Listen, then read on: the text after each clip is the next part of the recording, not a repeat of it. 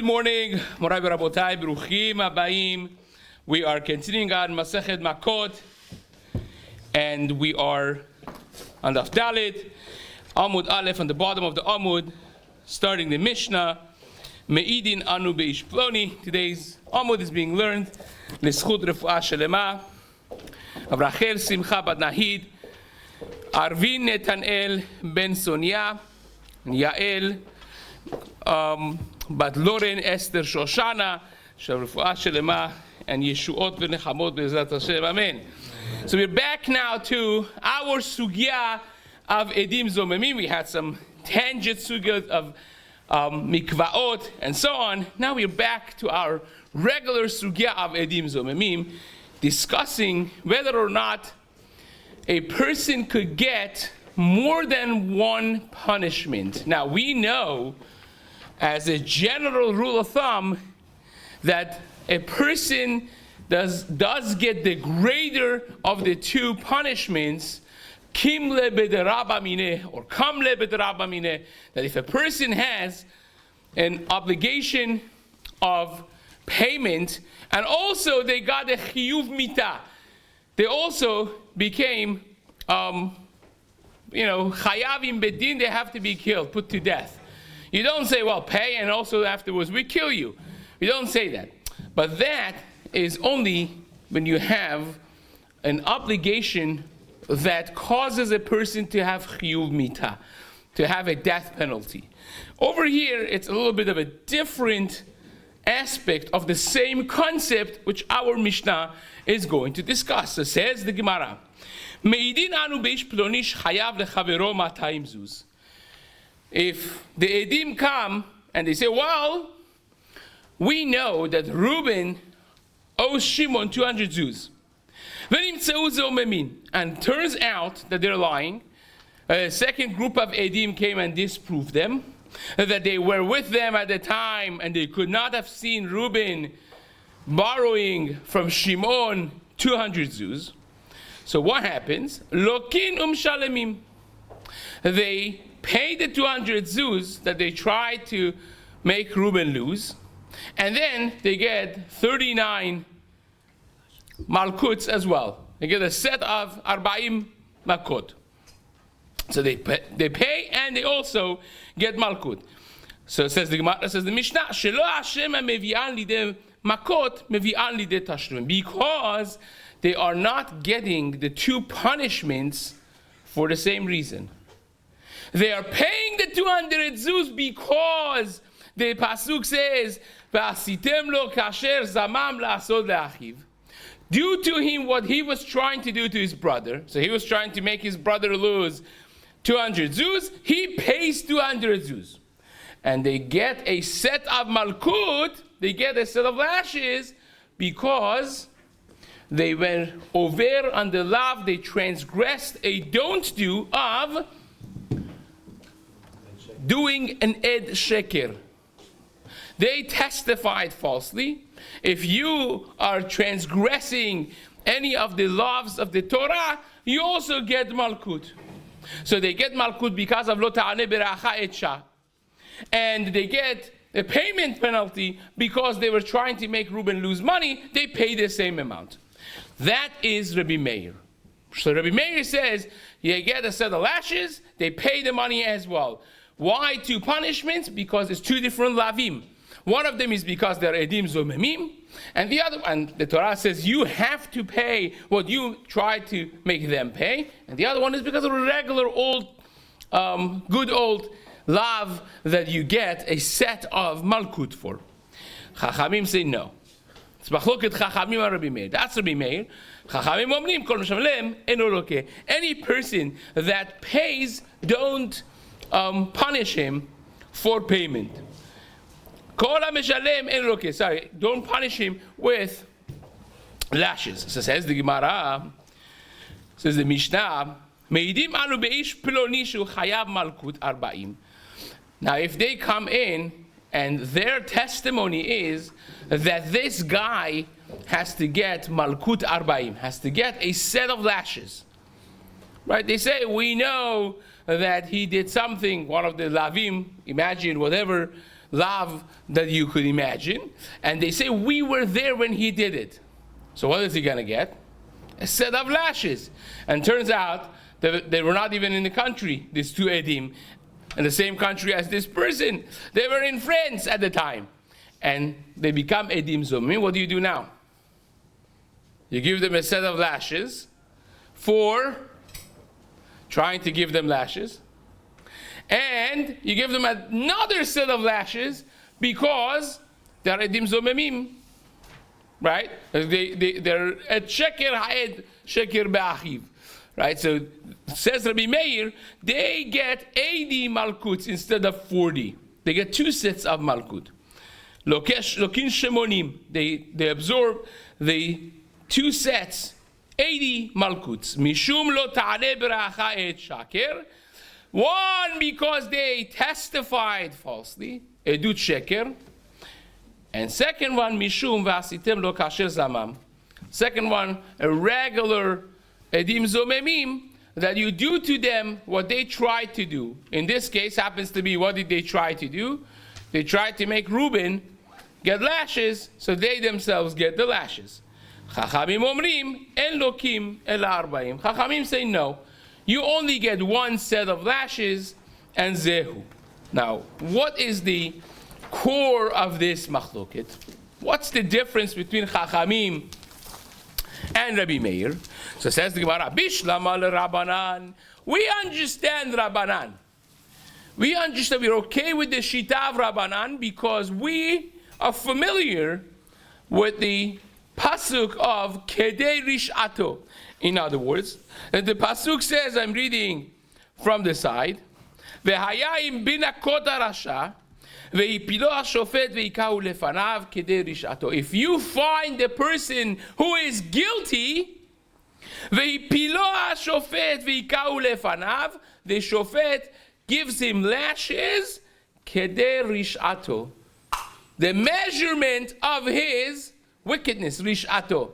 And the Gemara darshins over here, kedei rish'a achat ata mechayevo, mishum rish'a achat ata mechayevo, ve'i ata mechayevo mishum shte rish'ayot. You only give him the chiyuv of 1 rish'a. Why is it that the pasuk mentions this in singular form?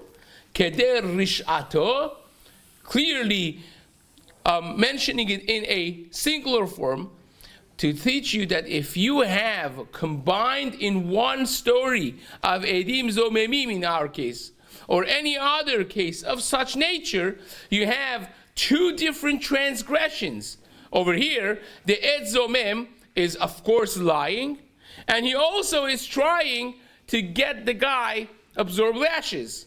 So you would say, well, let's give him lashes for trying to give lashes. That's kasher zamam la'asod. And he also is transgressing of the false testimony of edut sheker. So it's 2 things that he is transgressing with 1 action of coming to Bedin and testifying against his brother. So you have 2 different obligations in 1 story, 1 maaseh that he did. So we understand why Chachamim would say just 1 set of lashes, because the pasuk says kedei rishato, kedei rish'a achat ata mechayevo, velo kedei shte rish'ayot. That we understand. So, but what's Rabbi Meir's shita over here? Says the Gemara, Ela Rabbi Meir, my tama. What's the reason behind Rabbi Meir obligating him 2 sets of malkut? Says the Gemara, Amar Ula, Gamar mi Motzi Shemra. He learned it from Motzi Shemra. Now, what's the story of Motzi Shemra? Motzi Shemra is a woman that gets married, and her husband comes to Bedin the day after and says, well, we got married last night, and I found out that she's not a Betula. And upon investigation, I realized that she actually lost her Betulim in the period of our engagement. Back in the time of Chazal, engagement period was a whole year that they would prepare for the wedding. Nowadays, between Kiddushin and Nisuin, there's just 5 minutes. We do both of those under the chuppah. If you pay attention, you'll see there's two Priya Gefens, right? They first have the Priya Gefen and the Brachav Irusin, right? And then you have the Kriyat HaKtuvah to be mafsik, to pause in between, and then you have the Sheva Brachot, which is Nisuin.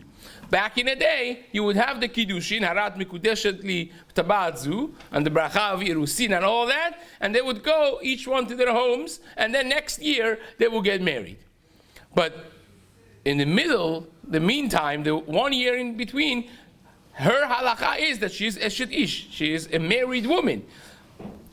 And if she goes with someone else, she becomes Chayah Mitah. So that's exactly what he's saying. He's saying, upon investigation, I found out that she cheated on the marriage in the meantime between Kiddushin and Nisuin.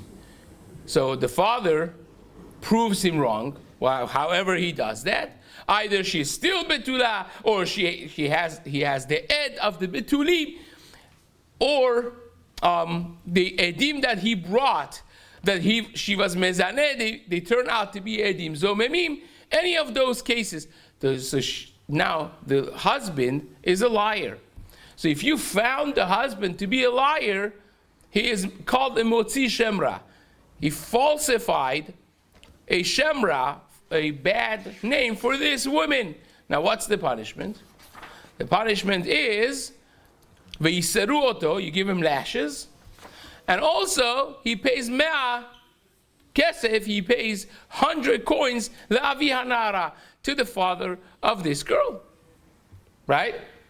Now, Rav Meir Simcha Midovinsk, or Sameach, the Masechet Chochma, he explains that in the Pasuk, if you take a look, in the beginning it says, Hotzi la shemra, right? He brought a bad name upon her. But when they punish him, it says he was motzi shemra.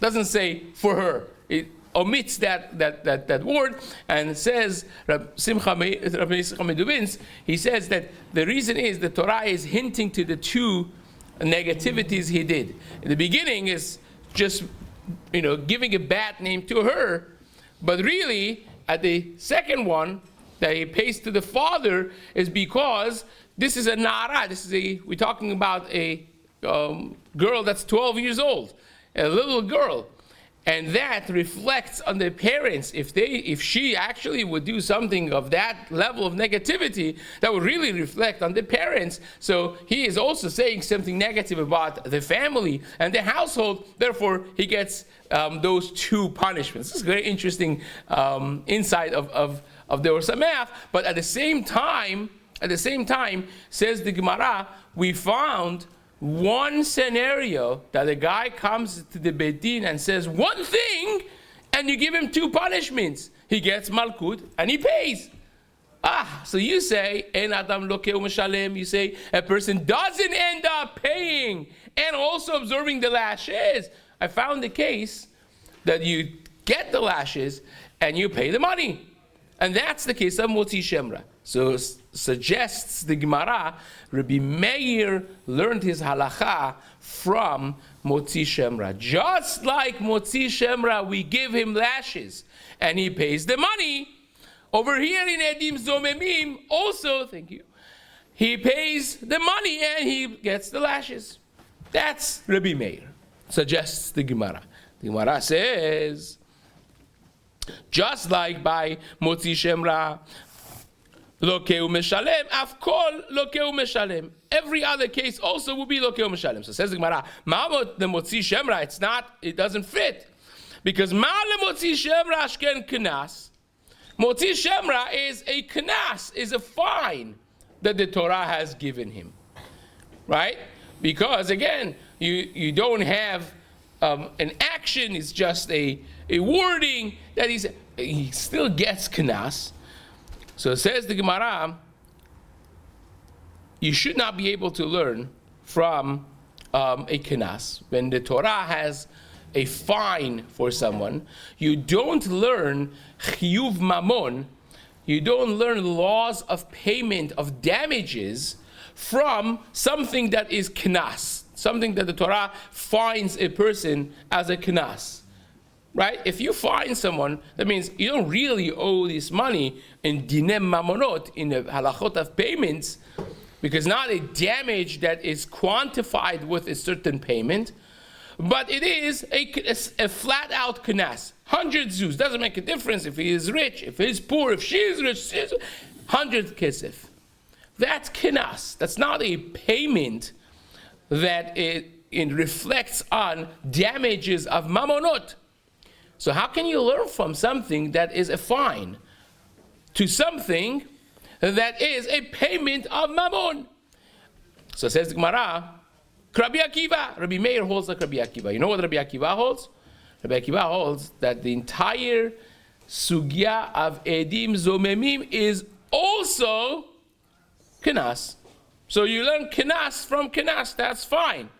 The Amar edim zomemim kenasahu. Rabbi Akiva holds that the sugya of edim zomemim also is kenas. So says the Gemara, by the way, this means that both of them agree that by mammon, by regular non-knas case, both agree, everyone agrees that you don't get lashes and pay also. Right? You also always have kederish ato. The only cases that you find punishment of lashes and payment, it will be only by case of knas. So says the Gemara, in other words, this was Ula suggesting that he learned this from Motzi Shemra. We questioned how in the world Rabbi Meir gets around the Keder Rish'a Achat. Chachamim hold only for one Rish'a you get punished, not for two. And the question was, how does Rabbi Meir get around that? And Ula suggested that Rabbi Meir learned this from Motzi Shemra. From a case of Motzi Shemra, which is one case that he both gets Makkot, gets the Malkut, the lashes, he also gets the payment punishment as well. Now, there are those who say that this is said, the Ula was said on a different Braita. The Tanya, we learned in the Braita. Lo totiru mimenu ad boker. About Korban Pesach, it says, don't leave the meat of Korban Pesach until the morning. In other words, Erev Pesach, they would shech Korban Pesach, and they have to eat it at night. And there is a prohibition against leaving any of it until the morning. Lo totiru mimenu ad boker. So that's a lav. So says the Gemara, Ba katuv liten aseh, achar lo taseh. The Torah comes and says, don't leave any of it until the morning. Ve'anotar mimenu ad boker ba'esh tisrofu. And if any of it is left until the morning, what do you do with it? You burn it. What is that burning exactly? It's a mitzvah also, right? What do we call this mitzvah? We call it Lavani taklase. Don't do this, but if you did, then fix it with burning it, right? So says the Braita, Ba katuv liten ase achar lo tase, is giving you a positive mitzvah if you transgress the negative one.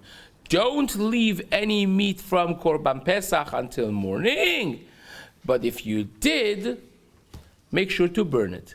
So that burning becomes a mitzvah aseh, a positive mitzvah, fixing the averah that was done by leaving the meat until the morning. So we call this, in the Gemara language, lav hanitak laseh, a lav that the Torah gives you a fix for it if you did the law.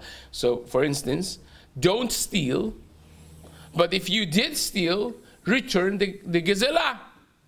Return the geneva, return the object that you stole, and that is lav hanitak laseh. Don't steal, but if you did, make sure to return the object to the owners. So says the Gemara, Lomar shen lokin alav, is coming to tell you this, to teach that you don't get malkut on the lav hanitak lase.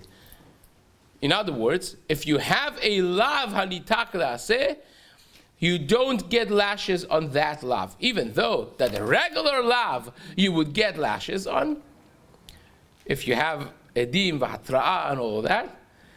But if the Torah itself gives you a fix with an aseh, with a positive mitzvah afterwards, it's telling you that you don't get lashes, you just go fix it. So therefore, if you left the Korban Pesach until the morning, you don't get lashes for the averah that you did leaving the Korban Pesach in the morning, because it's lav hanitak lase. It's a lav that you could fix. So says the Gemara, Divrei Rabbi Yehuda. That's Rabbi Yehuda. Rabbi Akiva Omer, Lo min Hashem hu zeh. So that's not the reason. Rabbi Akiva says, you know what the reason is?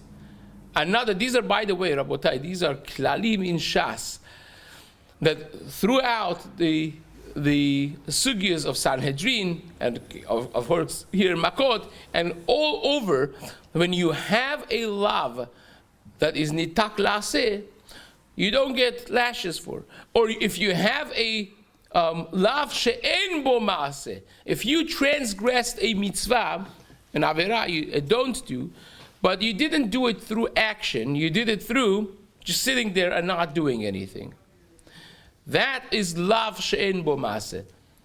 You had to do something to prevent yourself from isur. Lo totiru mimenu ad boker.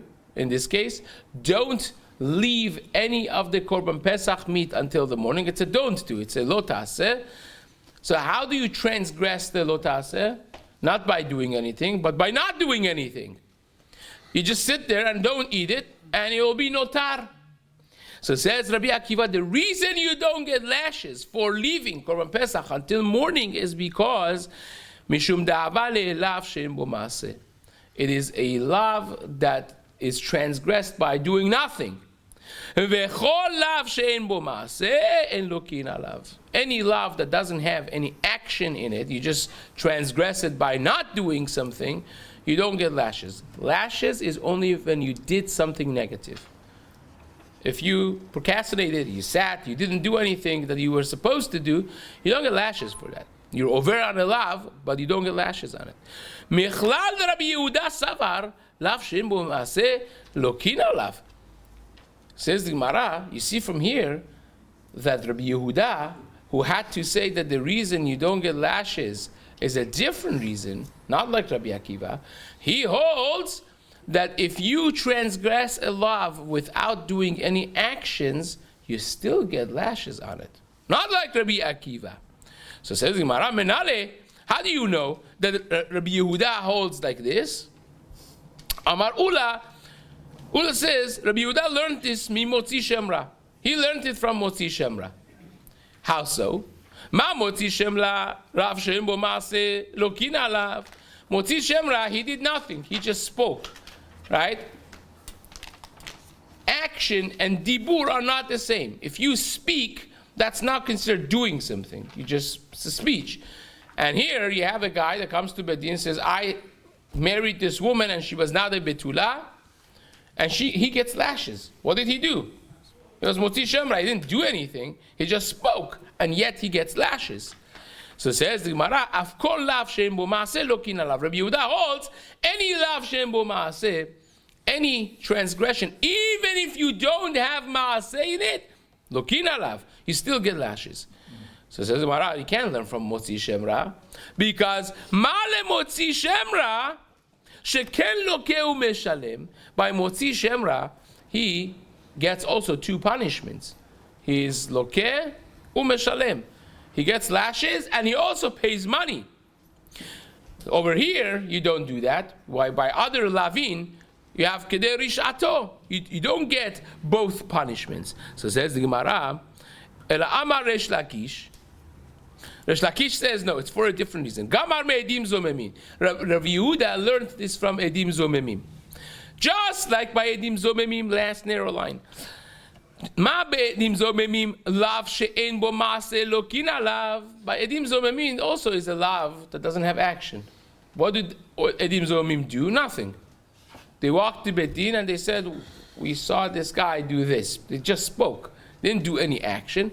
And yet, Edim Zomim get lashes. How do we know? We had it last stuff, right? If they testify that somebody is not a Kohen because their father married a Gerusha or Chalutza, what's the punishment of the Edim Zomimim? If they turn out to be liars, they get lashes. That's what we learned.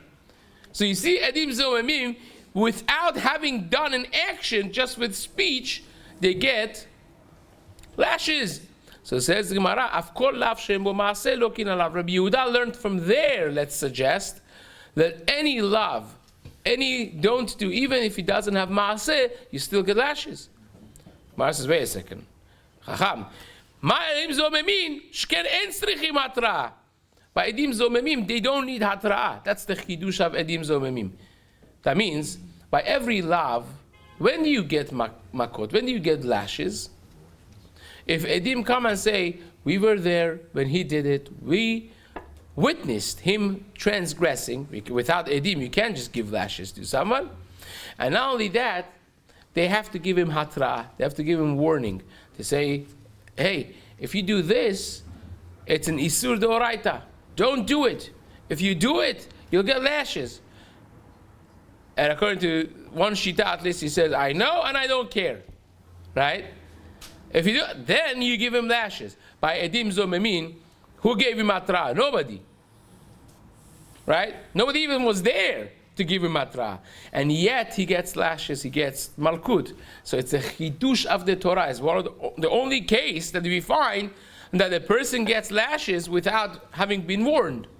So therefore, says the Gemara, you can't learn from that either. So we are left questioning right now, what exactly is the shita of Rabbi Yehuda? Where did he learn this, that you could get lashes on a lav she'en bo maaseh, on a don't do that doesn't have action, is something that Be'ezrat Hashem we will continue and we complete tomorrow in the shiur.